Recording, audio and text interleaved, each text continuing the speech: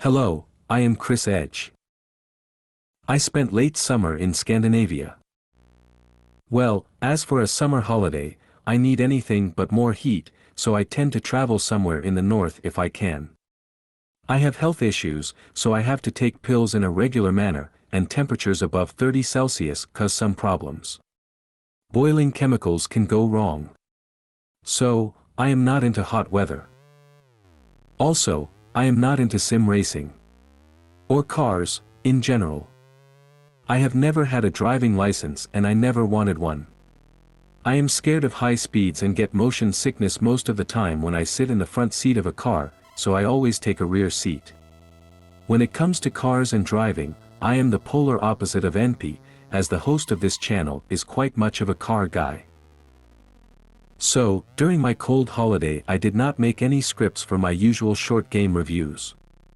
NP was left alone on his channel and as far as I could see, he filled it with a lot of racing-related content during the time.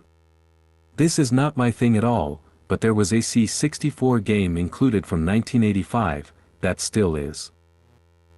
Back in the days, somewhere around the late 80s, racing games were fun even to me.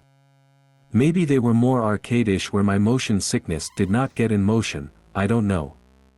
With friends we just played games a lot, like Pit Stop 2, Rally Speedway or Kickstart 2. As I am mentioning these old gems, I think I'll be going to review some of them, someday. Anyway, the late 80s were all about pirated computer games and VHS films.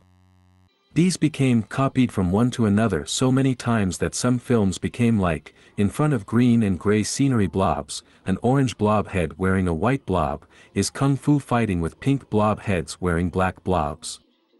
Compared to these films copied into colored VHS Oblivion, a sharp 320 by 200 pixel resolution of a Commodore 64 was the definitive high definition. Probably my most watched VHS tape was a blue TDK with Cannonball Run handwritten on it. I have no idea how many times I watched that movie, including Burt Reynolds, Roger Moore, Jackie Chan and many more. I don't think it would be funny today, but it was hilarious in its time and context. Back in the days, I had no idea that this action comedy film was based on a real race, from coast to coast.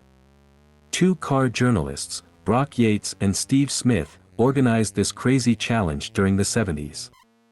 By the 80s, because of the danger, it was banned. Still, many single attempts were made to break the coast-to-coast record during the aftermath. The present record holders are Arn Toman, Doug Tabbutt, and Dunadel Dariush, with an incredible 25 hours and 39 minutes run.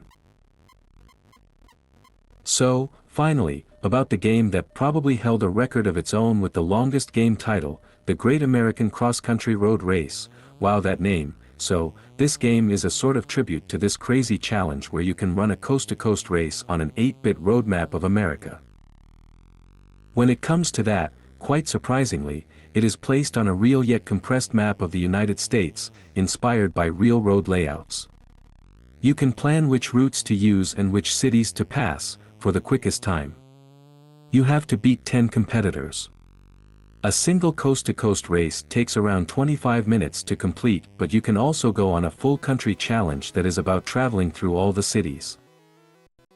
Apart from other cars on the road and speed traps where police can catch you and you pay the price of a time penalty, you will have to manage refueling. As NP could approve, it is very easy to miss the gas stations, especially the ones on the left. Fuel management is a nice feature, nevertheless. Another amazing feature that was way ahead of its time was day-night cycles. Also, you have different road conditions at times. The map shows where snowfall or rain can occur. For its time, the Great American Cross Country Road Race was quite a complete and complex game. Back in the days I can clearly recall playing it on a regular level and even winning it a couple of times. Now that I tried it with a SpeedLink reissue of a Competition Pro Retro joystick on Vice C64 emulator running on my laptop PC, I have no clue how the hell I could run competitive times with it. Now I crash it way too often and everything seems to be so fast. Well, with age, your reaction time will grow quite much. Maybe, I am just out of practice. I don't know. All in all, I enjoyed the nostalgia factor, but the game itself, not too much. It is not about the game itself at all, it is a great game, especially for a 1985 racer, with great design ideas that inspired many other games. I just got frustrated with it quite soon because I remembered that I was good at it. After all those years passed, I'm not anymore. And quite sadly, I missed the patience to get there. I think NP had much more fun during his Coast to Coast CB radio challenge where he compared this game to The Crew from 2014. If interested, check his video in the link below. That's been Chris. See you, somewhere, in time.